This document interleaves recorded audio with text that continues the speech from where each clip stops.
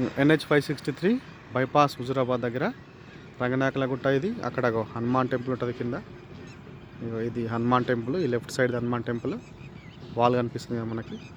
దాని తర్వాత అటువైపు అది ఎల్లమ్మ గుడి, హుజురాబాద్ కిందనే రైట్ సైడ్ ఉన్నది ఎల్లమ్మ గుడి, లెఫ్ట్ సైడ్ది హనుమాన్ టెంపుల్, సరస్వతి మాత, తర్వాత హనుమాన్ టెంపుల్. హనుమాన్తో పాటు ఇంకా 2-3 ఉన్నట్టున్నాయి దేవుళ్ళు. ఇటువైపు చూస్తే ఇది రాంపూర్ ఎల్లమ్మ గుడి. అక్కడ ఆ తాడి చెట్టు అవతల కనబడేది ఎల్లమ్మ గుడి. సో ఇవన్నీ కూడా తర్వాత మంచి యాత్రికులు వచ్చే అవకాశం ఉంది, భక్తులు కూడా వచ్చే అవకాశం ఉంది. ఇక్కడ ఎల్లమ్మ గుడి ఉంది, రాంపూర్ది ఇది. అక్కడ హుజురాబాద్ ఎల్లమ్మ గుడి, తర్వాత హనుమాన్ టెంపుల్. Thank you.